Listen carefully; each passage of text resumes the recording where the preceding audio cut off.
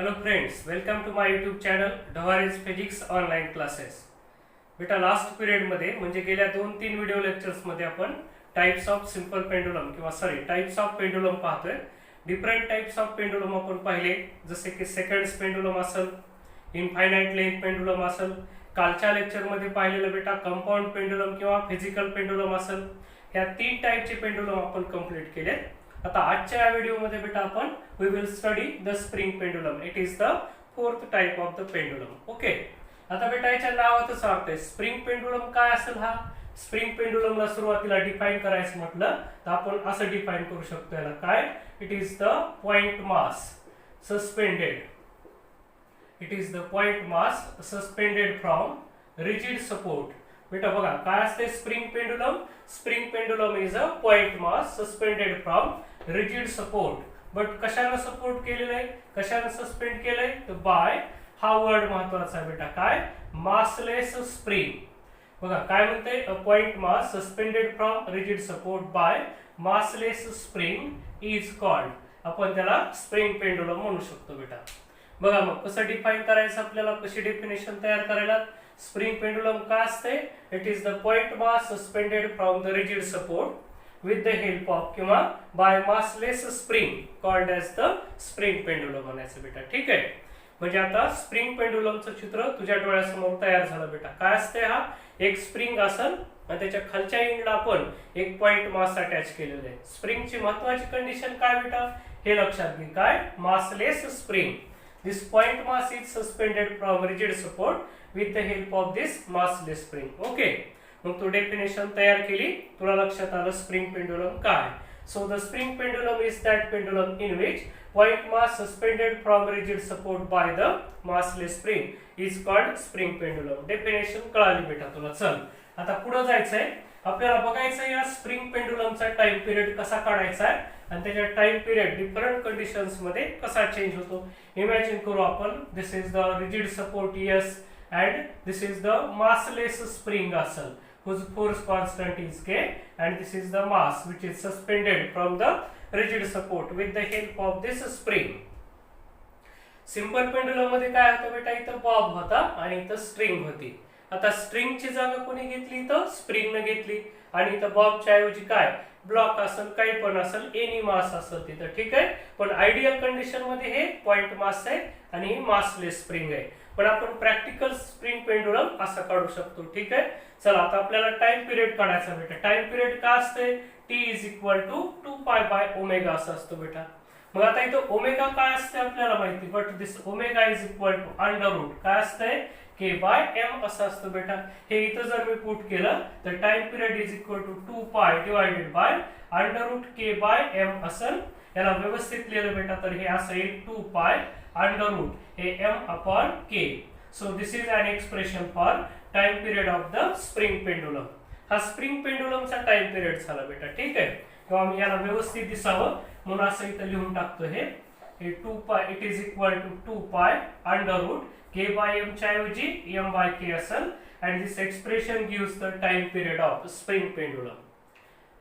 मग बेटा आता तुला कळालं स्प्रिंग पेंडुलमचा टाइम पिरियड आपल्याला असं करायचंय. टाइम पिरियड आणि फोर्स कॉन्स्टंट त्याच्यात कशी इनवर्स रिलेशन आहे, हा एक पॉइंट आहे. दुसरा इम्पॉर्टंट पॉइंट काय, या टाइम पिरियडच्या एक्सप्रेशन मध्ये बेटा जी आला नाही. जी मीन्स काय, ऍक्सलरेशन ड्यू टू ग्रॅव्हिटी, जो की आतापर्यंत सारखं येत होता. म्हणून तो तुम्हाला असं म्हणतात काय, स्प्रिंग क्लॉक, स्प्रिंग वॉच घ्याव्या. आपण जर मून वरती गेलो किंवा काय स्पेस मध्ये गेलो तर तिथं जर जी जिथं 0 होईल किंवा बदलल बेटा, तिथल्या ज्या तुमच्या वॉच असतील त्या टाइम चेंज करू शकतात. But if the watch is regulated by this spring pendulum, स्प्रिंगचा यूज करून जुन्या काळात घड्याळ असायचे, आपण त्याला अशी चावी द्यायचो बेटा आणि ती घड्याळ मग बरेच दिवस चालायचे. मग त्या ज्या घड्याळ असतात तसल्या त्यांच्यावरती चेंज ऑफ जी चा टाइमावरती इफेक्ट होत नाही बेटा. मग तुम्हाला कधी कधी एमसीक्यू विचारतात की मून वरती कोणती क्लॉक करेक्ट असेल, कोणती वॉच करेक्ट असेल, which is regulated by the spring pendulum. Spring पेंडुलमची वॉच जर आपण यूज केली बेटा तर आपल्याला त्याच्या टाइमावरती इफेक्ट होणार नाही. का तर या स्प्रिंग पेंडुलमचा जो टाइम पिरियड आहे it is not affected by the change in g. G ची व्हॅल्यू चेंज झाली तरी टाइम पिरियड वर चेंज होणार नाही. म्हणून स्प्रिंग क्लॉक किंवा स्प्रिंग पेंडुलम वर रेग्युलेटेड केलेल्या ज्या की क्लॉक्स वॉच असतील त्या आपल्यासाठी खूप फायदेशीर असतात. ठीक आहे, मग हे इम्पॉर्टंट पॉइंट नोट करा, या एक्सप्रेशन मध्ये जी आलेला नाही, independent of the acceleration due to gravity, हा एकमेव पेंडुलम आहे बेटा. याचा time period is independent of the g, याच्यात जी येत नाही. मग स्प्रिंग पेंडुलमचं काय वेगळेपण आहे म्हणाल तर मी एवढं सांगल की या स्प्रिंग पेंडुलमची ही खासियत आहे बेटा एवढी की जीवर याचा टाइम पिरियड डिपेंड नसतो. ठीक आहे. मग आता बेटा याचे काही एक्सेप्शनल केसेस असतात. आपल्या इथं हा पेंडुलम घेताना काय अझम्पशन्स होते, the spring is massless. But massless spring शक्य आहे का? नाही. प्रत्येक स्प्रिंगला काही ना काही मास असेल. मग अशा केसेस मध्ये काय करायचं, म्हणून मी तुम्हाला मुद्दाम सांगायलो काय स्पेशल केसेस मध्ये की आपण हे टाइम पिरियड कसे काढावे. समजा सुरुवातीला मासलेस स्प्रिंगच्या ऐवजी तुम्हाला जर का मॅसिव्ह स्प्रिंग दिली बेटा, तर लॉज ऑफ मोशन मध्ये आपण स्टडी केलंय कनेक्टेड बॉडीज असल्या की इफेक्टिव्ह मास कसं करतो बेटा. मग इथं काय असेल, मॅसिव्ह स्प्रिंग जर असेल काय म्हणून आपण कॅपिटल एम, हे काय मास ऑफ स्प्रिंग असेल बेटा. ठीक आहे. आणि स्मॉल एम हे काय, हे सस्पेंडेड मास आहे, सस्पेंडेड मास असं असेल बेटा. तर इथं हा एम इफेक्टिव्ह किती घ्यायचा तुम्हाला माहिती, मोशन ऑफ कनेक्टेड बॉडीज मध्ये म्हणजे लॉज ऑफ मोशन मध्ये आपण हा फॉर्म्युला नेहमी यूज करतो. हे या टाइपचं असेल काय, हे main mass which is suspended from the support किंवा to the lower end of the spring. आणि कॅपिटल एम काय स्प्रिंगचं मास आहे, त्याला m/3 घ्या. हे इफेक्टिव्ह मास आपण याच्यामध्ये यूज केलं की टाइम पिरियड आपला तयार होईल. Therefore t is equal to 2π√. बघा त्या m च्या ऐवजी m इफेक्टिव्ह घेणार अपॉन k, म्हणजे कसं एक्सप्रेशन झालं 2π√. m इफेक्टिव्ह मीन्स काय m plus capital m/3 and divided by k. तर हा फॉर्म्युला तुम्हाला नोट करायचा बेटा, किंवा स्पेशल केस म्हणून तुम्हाला लक्षात ठेवायचा आहे. ही कोणती स्पेशल केस आहे, मॅसिव्ह स्प्रिंगची, की स्प्रिंगचं निग्लिजिबल मास नाही. किती मास आहे, कॅपिटल एम मास असेल तर इफेक्टिव्ह मास असं तयार करा. आणि काय केलं, फक्त हा एम चेंज होईल, एम च्या ऐवजी एम इफेक्टिव्ह म्हणा आणि हे करा. अशीच आणखीन एक केस असते बेटा. ही काय झाली, ही केस फर्स्ट झाली. आणि आता आपण केस सेकंड बघू आपण. या टाइपचेच काय असेल, ह्याच्यामध्ये काय केलं जाईल बेटा, two masses connected by spring. दोन मासेस जर स्प्रिंग न कनेक्ट केले बेटा, त्याच्या टाइम पिरियड कसं करायचं विचार कर बेटा. हे m1 आहे, हे स्प्रिंग आहे, आणि हे दुसरं मास तुला इथं काय m2 मास इथं गिवन आहे, हे m2 मास असेल. these two masses are connected by this spring, massless spring आहे समजा हे. तर आता इथं काय करायचं, याच्यामध्ये इफेक्टिव्ह मास किंवा त्याला रिड्युस्ड मास असं म्हणतात बेटा. हे सुद्धा लॉज ऑफ मोशन मध्ये आपण याला कसं घेतो, काय दोन मासेस असतील तर ऍक्च्युअली हे असं असतंय काय 1/mr. रिड्युस्ड मास म्हणजे दोघांचा एकत्रित मास काय घ्यायचं, तर 1/mr is equal to 1/m1 plus 1/m2 असेल. मग बेटा याला mr जर काढायचं म्हटलं तर कसं येतं हे, तर m1 × m2 divided by m1 plus m2 असं येतं हे. याला आपण mr मीन्स रिड्युस्ड मास असं म्हणतो. ठीक आहे. मग आता या कंडिशन मध्ये टाइम पिरियड काय होईल बेटा, तो असा लिहावा लागेल 2π√. बघा ह्या मास m च्या ऐवजी आपण काय लिहिणार बेटा, mr/k. So it is equal to 2π आणि mr मीन्स काय, दिस m1 × m2 डिवायडेड बाय, हे मी k इथं घेऊन टाकतो, m1 प्लस m2. हे असं एक्सप्रेशन येईल बेटा. तर हे एक्सप्रेशन तुला लक्षात ठेवून द्यायचंय. ठीक आहे. हे बरोबर लिहिलं का आपण, mr इज इक्वल टू हे खाली m1/m2 करेक्ट आहे हे. तर आपण काय केलं, m1 × m2 हे mr वर होतं, याची व्हॅल्यू पुट करून टाकली. फक्त हा m चेंज होतो बेटा, याच्याकडे लक्ष द्यायचं तुम्हाला. ठीक आहे. मग हे होता बेटा स्प्रिंग पेंडुलम, आणि ह्या दोन त्याच्या स्पेशल केसेस. हा टाइम पिरियड कधी यूज करू शकतो, जर एमसीक्यू मध्ये तुम्हाला फक्त मासलेस स्प्रिंग गिवन असेल तर बेटा याला यूज करा. But if massive spring is given then काय चेंज होईल याच्यातलं बेटा, हा m चेंज होईल. Mass effective mass is given by m plus m/3. मग आपण याला याच्यामध्ये m इफेक्टिव्ह पुट केलं आणि हा टाइम पिरियडचा फॉर्म्युला तयार केला. आणि दुसरी जी स्पेशल केस आहे, कोणती स्पेशल केस आहे, two masses connected by the spring. दोन मासेस असे स्प्रिंग न कनेक्ट केले तर टाइम पिरियड आपल्याला या टाइपनं घ्यावा लागेल. ओके. चला मग तुम्हाला हे कळालं. आता आणखीन स्प्रिंग पेंडुलम मध्ये काय विचारतात बेटा, पुढचं लक्षात घ्या. तुम्हाला स्प्रिंग पेंडुलमच्या टाइम पिरियडवर फॅक्टर अफेक्टिंग विचारतात. जसं की स्प्रिंग सिरीज मध्ये जोडल्या, किंवा स्प्रिंग काय केल्या पॅरलल मध्ये जोडल्या, किंवा स्प्रिंग कशा जोडल्या आता कट केली एक स्प्रिंग आणि पुन्हा त्या कनेक्ट केल्या किंवा वगैरे काहीतरी अशा डिफरंट कंडिशन्स देते, त्याच्यामध्ये तुम्हाला बघायचं आहे की टाइम पिरियड वरती त्याचा काय इफेक्ट होत आहे. सो आपण पहिली कंडिशन पाहू किंवा आपण थर्ड स्पेशल केस म्हणायला हरकत नाही बेटा ह्या टाइम पिरियड वाल्याचे. काय असेल आपण मी केस थर्ड कन्सिडर करू आपण. व्हेन काय कन्सिडर आहे, springs are, when springs are connected in series. मग इथं बघायचं आपल्याला की टाइम पिरियड काय असेल. बघा चला आपण कन्सिडर करू. When springs are connected in series त्यावेळेस हा टाइम पिरियडचा फॉर्म्युला कसा चेंज होईल. आता तुम्हाला लक्षात ठेवायचंय सिरीज मध्ये जोडायलेत म्हणजे कसे जोडायलेत बघा. दोन्ही स्प्रिंग एकमेकाला तर जोडलेल्या असत्या, पण एक एंड त्याचा फिक्स असेल आणि दुसरे एंड काय असेल, दुसऱ्या एंडला मास कनेक्टेड. हे पहिली स्प्रिंग आहे म्हणून आपण लेंथ L1 आहे आणि फोर्स कॉन्स्टंट K1, आणि हे सेकंड स्प्रिंग आहे बेटा. ह्याच्या लोअर एंडला असं मास आहे लेंथ L2 आणि फोर्स कॉन्स्टंट K2 म्हणून. आणि हे मास कॉमन आहे बेटा. काय एकाच मासनं दोन्ही स्प्रिंग स्ट्रेच केल्या जायच्यात.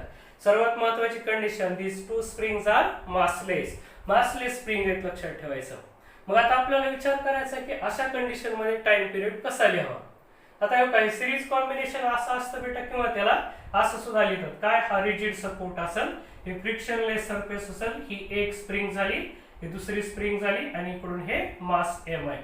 असं दिसलं काय, असं दिसलं काय, एकाकडून मास आणि दुसऱ्या टोकाला रिजिड सपोर्ट फिक्स असेल तर हे सिरीज कॉम्बिनेशन ओळखा. आपल्याला एरवी टाइम पिरियड माहिती काय होता, 2π√m/k हा स्प्रिंग पेंडुलमचा टाइम पिरियड आहे. मग आता आपल्याला विचार करायचा आहे की in case of series combination, या सिरीज कॉम्बिनेशनच्या बाबतीत बेटा आपल्याला बघायचं आहे की याचा टाइम पिरियड कसा येऊ शकतो ते. ठीक आहे, चला मग आता काय काय चेंज होईल बेटा. याची लेंथ L1 आहे, याची लेंथ L2, याचा K1, याचा K2. मग तुला फक्त विचार करायचा आहे की कोणतं कॉम्बिनेशन आहे, कोणतं बेटा सिरीज आहे. मग सिरीज मध्ये काय सेम असतंय, हे M सेम आहे म्हणजेच काय फोर्स सेम आहे. मग फोर्स कॉन्स्टंट आहे बेटा या केस मध्ये, म्हणून मी पहिला पॉइंट तो असा लिहावा काय, फॉर सिरीज कॉम्बिनेशन, हा series combination F is same. बघा काय सारखं आहे, F सारखं आहे बेटा. आपल्याकडे इक्वेशन आहे restoring force, F is equal to KX. Negative sign मी निग्लेक्ट करतो, फक्त मॅग्नेट्यूडचा विचार करा. मग यात F सेम असेल तर याच्यातलं एक्सटेन्शन बघा कसं काढायचं ते. तर काय करायचं आपल्याला, हा एक्सटेन्शनचा फॉर्म्युला असा होईल F/K. मग आता मी काय करतो, या दोन्ही स्प्रिंग साठी त्याचा यूज करून येतो. Extension produced in a first spring, याच्यातलं एक्सटेन्शन मी कसं लिहितो, F/K1 आणि दुसऱ्यातलं एक्सटेन्शन F/ काय येईल बेटा, K2 असेल. ठीक आहे, कसं लिहिलं मी, याचा यूज केला. मग सिरीज कॉम्बिनेशन साठी हा पॉइंट कामाचा आहे. काय F सेम असेल तर काय होईल, एक्सटेन्शन वेगळं असेल. F सेम असला तरी दोघांमधलं एक्सटेन्शन डिफरंट असेल. चला टोटल एक्सटेन्शन किती येईल बेटा, x1 प्लस x2, ज्याला मी असं लिहू शकतो F/K1 प्लस F/K2 असं लिहिलं. चला ह्या x ला काय लिहिता येईल बेटा, मी एक सिरीज मध्ये जोडले तर टोटल एक्सटेन्शन किती, F/K असं लिहितो मी या x ला. It is equal to F/K1 plus F/K2. हा F कुठून आला, सिरीज मध्ये जोडले असता. असं जर इमॅजिन केलं ह्या दोन्हीची म्हणून एकच स्प्रिंग आहे बेटा, तर काय आलं असतं, तुम्हाला ह्या x ला F/KS असं लिहिलं असतं. हे F सारखाच आहे, कॅन्सल झाला. So 1/KS is equal to 1/K1 plus 1/K2. याला कसं लिहिता येईल बेटा, दिस K1 इंटू K2 आणि वर येतील K1 प्लस K2 असं लिहिता येईल आपल्याला. ठीक आहे, खाली प्रोडक्ट घेतला, वरी सम झाला आणि एकंदरीत KS इज इक्वल टू काय येईल, K1 into K2 divided by K1 plus K2 असा आला. मग बेटा आता तुला विचार करायचा आहे सिरीज कॉम्बिनेशन मध्ये आता टाइम पिरियड काय असेल, याचा काय असेल तर टाइम पिरियडचा फॉर्म्युला आपण यूज करू आपण नाव. T इज इक्वल टू काय फॉर्म्युला आहे, 2π√m/. काही त्याला फॉर्म्युला यूज केला आहे. K च्या ऐवजी काय घेऊ बेटा, KS घेऊ. बघा दिस K is replaced by the KS. मग याच्यात व्हॅल्यू पुट केली तर हे असं 2π√. हे m as it is. KS means what बेटा, KS means K1 into K2 divided by K1 plus K2 असं येईल KS ची value. So in this condition TS म्हणजे काय, सिरीज कॉम्बिनेशन मधला टाइम पिरियड 2π√. हे m will be as it is K1 plus K2 divided by K1 into K2. So this is an expression for time period of spring pendulum in कोणतं combination, series combination. तुम्हाला सांगायचं राहिलं बेटा, हे article म्हणजे spring pendulum आपल्या परत बोर्डाला नाही, हे फक्त एनसीईआरटीचं आर्टिकल आहे. मिनिट आणि जेईच्या एक्झामसाठी तुम्हाला हे शिकवायला बेटा. ठीक आहे. मग आता काय कळालं की सिरीज कॉम्बिनेशन मध्ये टाइम पिरियड असा असतो बेटा 2 पाय अंडर रूट हे m in bracket k1 plus k2 divided by k1 into k2. याच्यावर अनेक एमसीक्यू विचारलेले बेटा आतापर्यंत. तुम्हाला असं सांगतील 2 springs of length L1 and L2 and force constant K1 and K2 are connected in series. पुन्हा म्हणतील mass m is attached to one end of the spring and other end of the two spring is fixed from rigid support. Then time period of simple pendulum in such a condition will be. मग तुम्हाला विचार करायचा आहे series मध्ये इतका. तर आता नीट लक्षात ठेवा बेटा, हे कुणासारखं आलं रे, रेजिस्टन्स सारखं इक्वेशन येईल. के कसा चेक होतोय बघा, चेंज होतोय बघायचं. दरवेळेस आपण एवढं सोडत बसायची गरज नाही बेटा. आपण 11th मध्ये series combination of resistance study केले बेटा. तिथं काय सांगत होता ते बघा, तिथला जो फॉर्म्युला आहे तोच आहे इथं लक्षात आहे.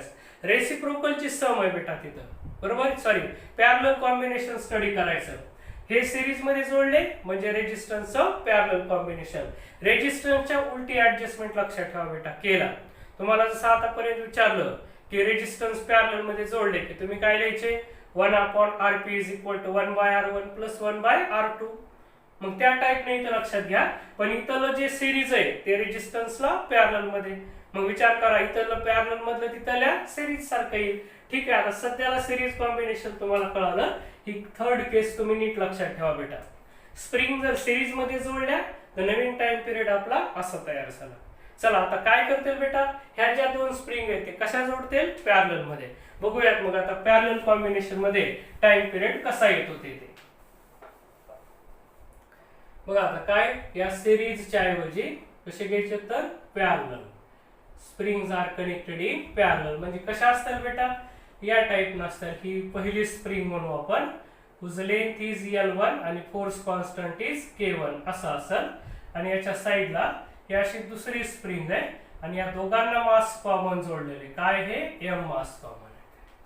मग बेटा आता तुला विचार करायचा की इथं काय सेम आहे काय डिफरंट आहे. फॉर हे लक्षात ठेव, कोणतं कॉम्बिनेशन, पॅरलल कॉम्बिनेशन.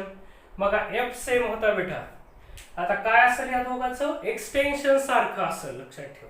मग इथं काय असतंय, x सेम आहे या कंडिशन मध्ये. मग आपण जर हे इक्वेशन यूज केलं F is equal to kx, x same आहे बेटा, तर काय करायचं आहे, k कसा असेल विचार करायचा आहे. So this k is equal to, हा F इकडे जाईल लक्षात असू दे. हे k मग अशी काय सेम होतं आपलं बेटा, फोर्स. त्याच्यावरून एक्सटेन्शन काढलं. आता काय x सेम आहे म्हणजे F is equal to kx असं असेल. मग चला आता मी इथं विचार करायलोय, ही जी स्प्रिंग आहे लेंथ L2 आहे, फोर्स कॉन्स्टंट K2 आहे. चला बेटा मी F1 म्हणायलो. आता F1 ला कसं लिहिल मी, K1 इंटू x असं येईल.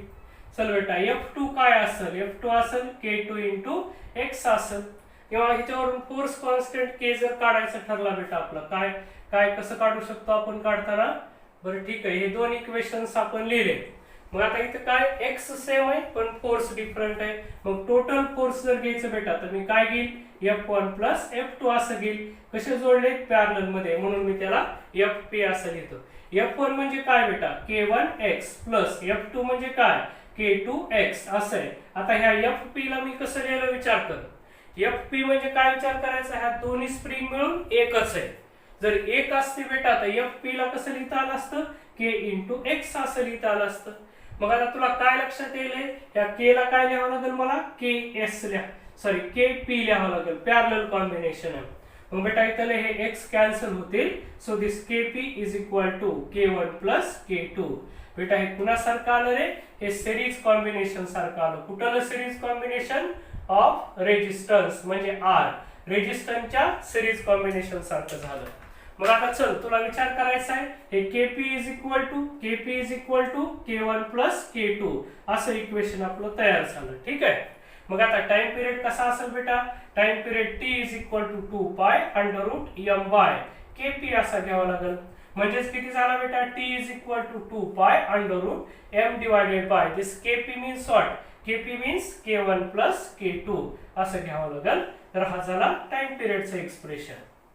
मग आता इथून पुढे बेटा याच्यावरच्या कॉम्बिनेशन वरचे एमसीक्यू आले. आता उद्यापासून आपल्याला स्प्रिंग पेंडुलम वरचे एमसीक्यू पाहिजेत गुरुवारपर्यंत. बेटा येणाऱ्या गुरुवारी फक्त spring pendulum, physical pendulum, infinite length pendulum आणि सेकंड्स पेंडुलम एवढ्यावरती आपली एक्झाम आहे. म्हणून आता त्या एक्झाम मध्ये आपल्याला जे एमसीक्यूज येणार आहेत उद्या, परवा आणि बुधवार, गुरुवार पर्यंत आपल्याला या स्प्रिंग वरचे सर्व एमसीक्यूज घ्यायचे. ठीक आहे. तर चला मग तुम्हाला आता लक्षात काय ठेवायचंय, सिरीज कॉम्बिनेशन असलं की रेजिस्टन्स मधल्या पॅरलल सारखा नेट फोर्स कॉन्स्टंट कसा काढावा. बघा आपल्याकडे जो मेन फॉर्म्युला आहे तो असा बेटा 2 pi under root m by k.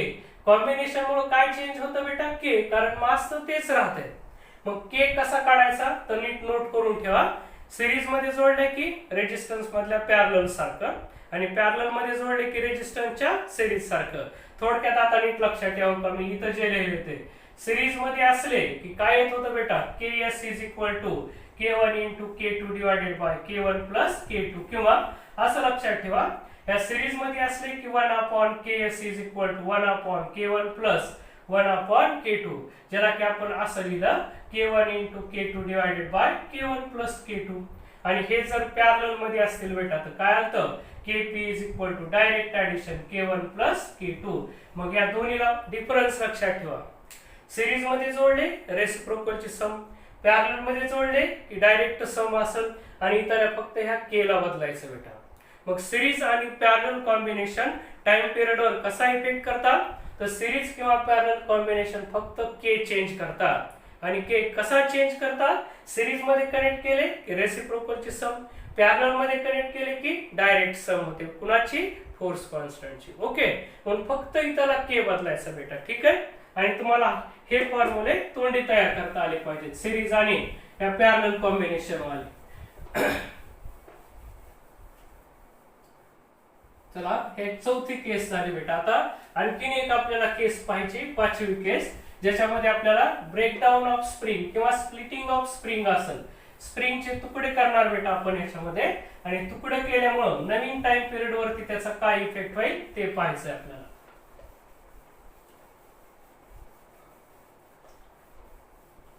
चला केस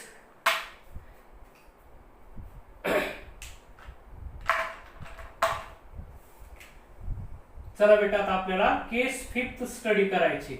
काय म्हणत ही केस बघा. आता काय याच्यामध्ये आपल्याला स्टडी करायची स्प्लिटिंग किंवा मी असं म्हणायलो मी ब्रेकडाऊन ऑफ स्प्रिंगचं ब्रेकडाऊन केलं आपण, तुकडे केले, कट केलं किंवा कटिंग ऑफ द स्प्रिंग असं म्हणून. मग आता तुम्हाला काय काय लक्षात घ्यायचंय बघा. इथं आपल्याला कन्सिडर करायची बेटा एक स्प्रिंग आहे जिची इनिशियल लेंथ L आहे आणि फोर्स कॉन्स्टंट K. काय म्हणणार बेटा तुम्ही, consider the spring of length L and force constant K.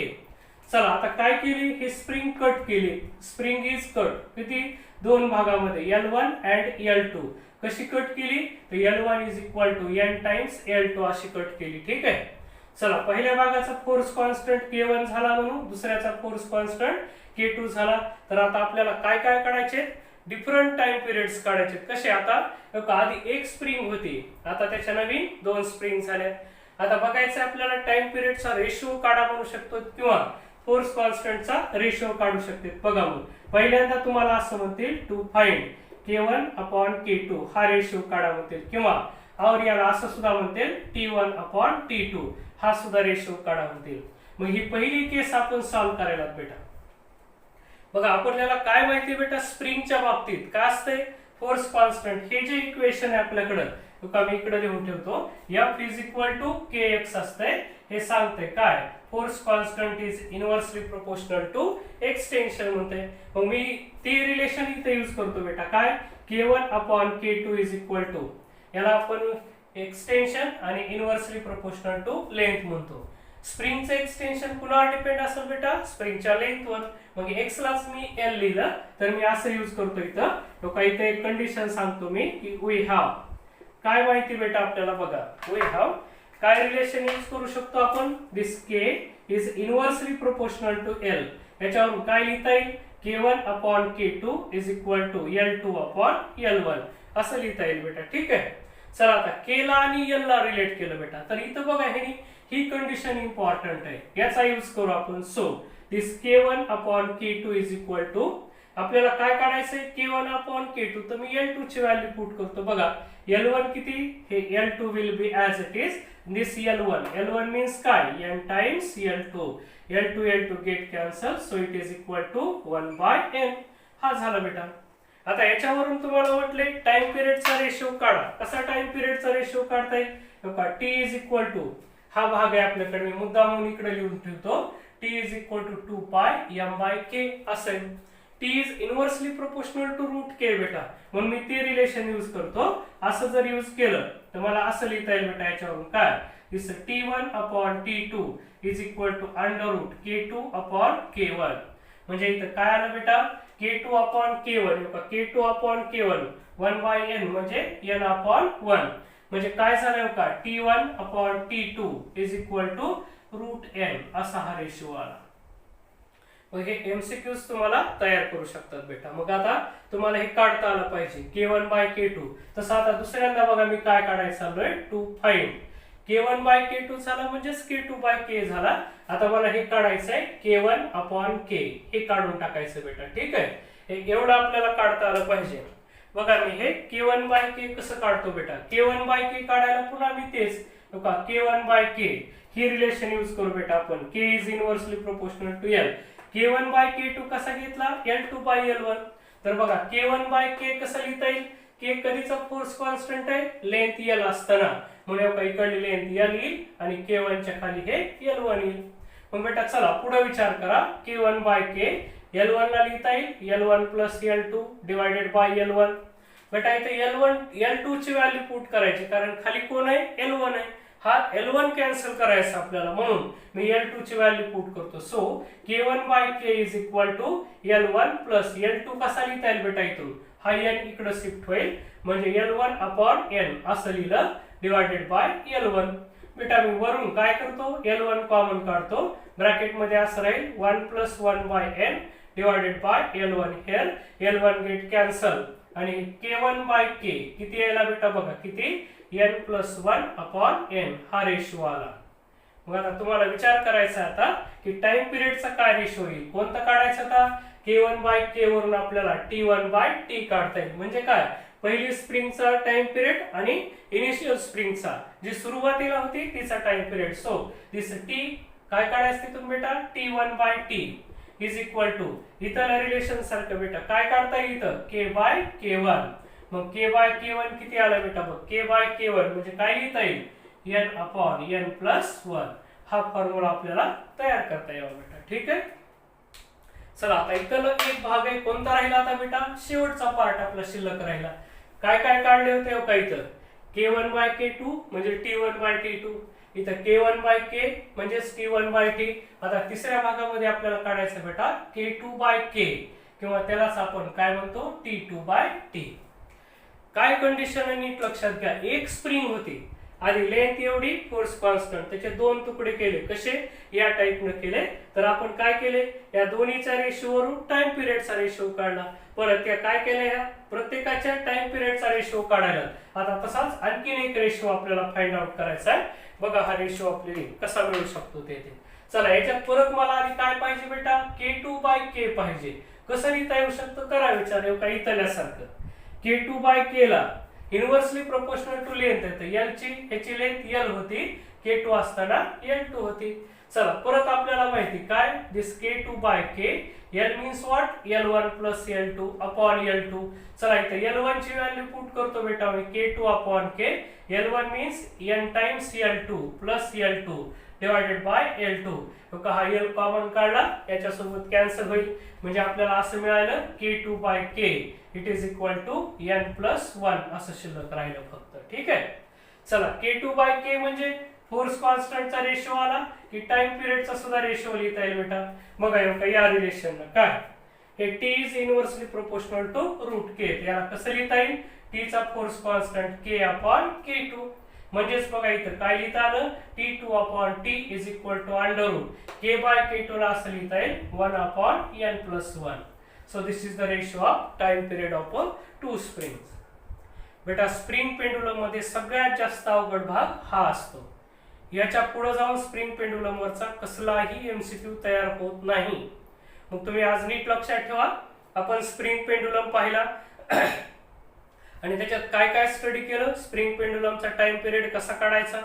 बेटा आणखीन आपण त्याच्यात काय स्टडी केलं की स्पेशल केसेस स्टडी केल्या. किती केसेस पाहिल्या बेटा आपण 5. पहिल्या केस मध्ये मॅसिव्ह स्प्रिंग घेतली, पुन्हा 2 मासेस कनेक्टेड बाय स्प्रिंग घेतलं, पुन्हा बघितलं सिरीज कॉम्बिनेशन घेतलं स्प्रिंगचं तर टाइम पिरियड कसा, नंतर काढला पॅरलल कॉम्बिनेशन मध्ये टाइम पिरियड कसा, आणि 5व्या केस मध्ये बघितलं आपण की ओरिजिनल स्प्रिंग आपण कट केली. कशी कट केली की पहिल्याची लेंथ दुसऱ्याच्या n टाइम्स असेल आणि मग त्यांचे फोर्स कॉन्स्टंट काढले आणि टाइम पिरियड सुद्धा काढले बेटा. तर हे तुला सर्व तयार करता आलं पाहिजे. ओके, तर आजच्या व्हिडिओमध्ये एवढंच आहे बाळांनो. उद्यापासून आपल्याला याच्यावरचे न्यूमेरिकल्स पाहिजे. पण तुमच्यासाठी एक महत्त्वाची गोष्ट बेटा, या गुरुवारी आपल्याला spring pendulum physical types of pendulum म्हणजे लेक्चर नंबर 20 पासून पुढे जेवढे होतील तेवढ्या लेक्चरवरती आपल्याला ऑनलाईन एक्झाम घ्यायची. या गुरुवारची एक्झाम असेल संध्याकाळी 8 वाजता. तुम्हाला त्याची तयारी करायची. दुसरा पॉइंट असा बेटा, आपण आता 11th स्टँडर्ड स्टार्ट केलंय. ज्या लोकांना नीटची एक्झाम द्यायची त्यांच्यासाठी 11th स्टँडर्डला सुरू केलेले लेक्चर पहा. तुमच्यासाठी पुन्हा डबल शिकवलं जाणार नाही. आताच तुम्हाला 11th स्टँडर्ड तयार करायचा आहे, जेणेकरून तुमचा डबल स्पीड अभ्यास होईल बेटा. एक 12वीचा आणि एक 11वीचा. ठीक आहे. 11th स्टँडर्डचं लेक्चर रोज रात्री 7 वाजता येतं बेटा, आणि तुमचं तर सकाळी 6ला किंवा 7ला येतं. असे तुम्हाला आता इथून पुढे रोज 2 लेक्चर पाहिजे. ज्या मॅथ्सवाल्या लोकांना सुद्धा ज्यांना जेई द्यावीशी वाटते पण एक्झामसाठी तयारी करू नका, मला वाटतं की तुम्ही फिजिक्स शिकावं बेटा. याच्यासाठी तुम्ही 11th लेक्चर सुद्धा पाहायला सुरू करा. आणि सगळ्यात महत्त्वाची गोष्ट म्हणजे बेटा, तुम्ही काय करा, तुमचे जे जवळचे 11वीचे लेकर आहेत त्यांना सांगा की फिजिक्स इथं जॉईन करा आणि हे लेक्चर्स पहा म्हणून. ठीक आहे बेटा. आजच्या व्हिडिओमध्ये एवढंच. आज आपण इथं थांबूया.